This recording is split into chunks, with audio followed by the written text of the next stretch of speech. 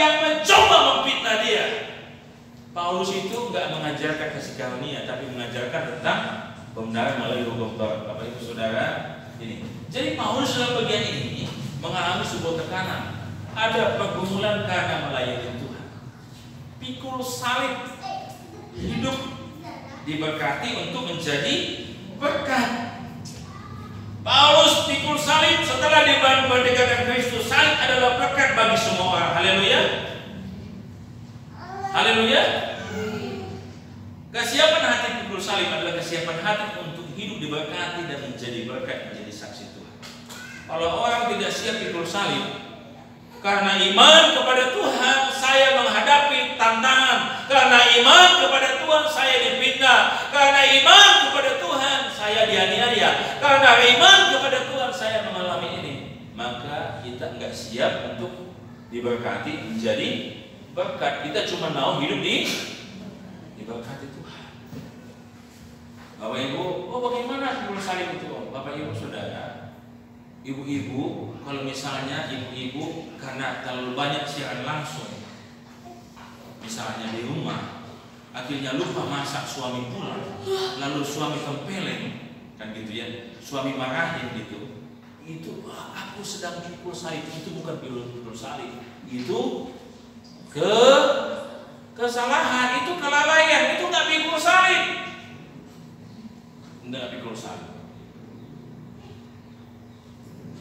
Kalau suami misalnya dari jalan pulang lalu minum mabuk di motor, kan gitu ya, lalu jalan tabrakan, itu bukan pikul salib. Atau Bapak Ibu pasang lagu rohani kuat banget di lingkungan yang sebetulnya tidak bisa menerima, kan gitu ya. Lalu Bapak Ibu setel volumenya sampai sampai habis, lalu Bapak Ibu dilempari, diusir dari lingkungan itu bukan pikul salib, itu kesalahan sendiri. Tapi kalau Bapak Ibu, karena Bapak Ibu melayani, rajin berdoa, rajin memberitakan firman Tuhan, ya, lalu Bapak Ibu difitnah, itu namanya pikul salib. Kalau karena Bapak Ibu menceritakan Yesus, lalu Bapak Ibu difitnah, dianiaya, itu namanya pikul. Bisa ngerti maksudnya? Bisa ngerti ya? Jadi Bapak Ibu Saudara, pikul salib seperti itu, dan Paulus alami ini. Salib adalah hinaan. Ya, sekarang ini lagi tren salib. Betul? Muncul katanya di logo Kemerdekaan Republik Indonesia ada gambar salib, katanya ada aja. Tahu kenapa ini? Karena ini tahun politik, ya gitu ya, sehingga semua diangkat. Saya kemarin diajarkan ke UB.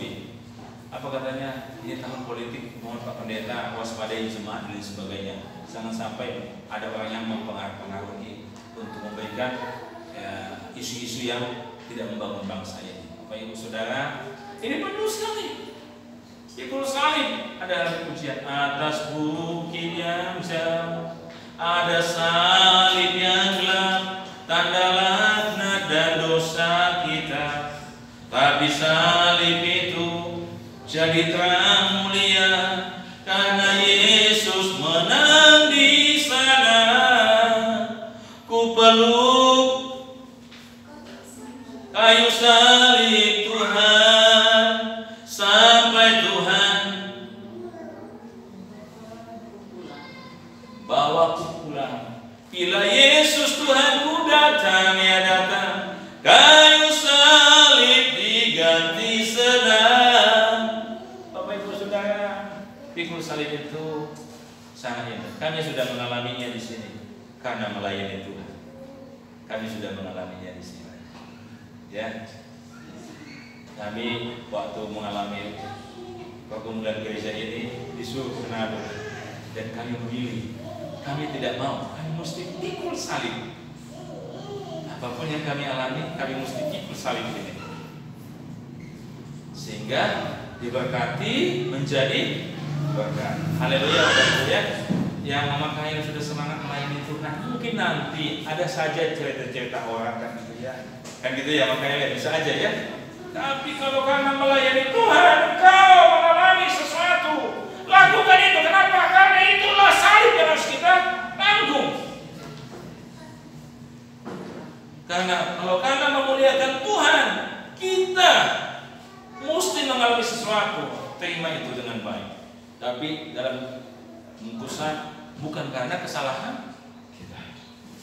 Bapak Ibu Saudara, orang yang sudah diberikan Kristus siap menerima risiko beriman kepada Tuhan.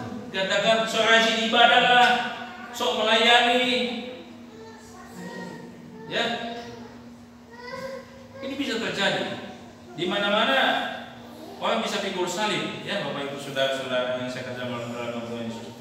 Apakah itu salib? Selama kita mengalami pergumulan akibat beriman kepada Tuhan, akibat setia, akibat memberitakan Tuhan, akibat melayani, maka ini yang dikatakan salib. Salib adalah pancaran berkat bagi banyak orang. Jadilah saksi Kristus di usaha, di pekerjaan, di rumah tangga, di masyarakat, agar orang bisa melihat betullah hidupmu. Engkau setia beribadah, engkau setia melayani sesuai dengan kehidupanmu. Jangan di gereja kita melayani beribadah kan gitu ya, menetes air mata, menetes dari telinga ketika memuji Tuhan kan gitu ya, menetes dari mulut, tapi sampai di rumah kita tidak menjadi berkat, tidak menjadi contoh. Di gereja aja dia kelihatan menangis, di rumah dia teriak terus kok. Saudara-saudara, ini diberkati untuk menjadi berkat. Haleluya. Ya, itu yang kedua. Yang ketiga, hidup bertanggung jawab. Apa tadi yang kedua? Kalau sudah merdeka, diberkati menjadi berkat. Yang ketiga, hidup bertanggung jawab. Artinya mengerti kewajiban melakukan segala sesuatu dengan baik dan maksimal, tidak asal, menepati setiap perjanjian. Orang yang bertanggung jawab menepati setiap perjanjian. Ayat 13 sama-sama kita baca. 1, 2, 3. Saudara-saudara, memang kamu dahulu telah dipanggil untuk merdeka, tetapi janganlah kamu mempergunakan kemerdekaan itu sebagai kesempatan untuk kehidupan dalam dosa, melainkan layanilah seorang akan yang lain oleh kasih. Bapak Ibu Saudara, yang ketiga, orang yang sudah dimerdekakan Tuhan, dia akan mencari orang yang bertanggung jawab, mencari suami yang bertanggung jawab, menjadi istri yang bertanggung jawab, menjadi anak yang bertanggung jawab, menjadi orang tua yang bertanggung jawab. Ini Bapak Ibu Saudara-saudara yang saya kasih dalam Tuhan Yesus.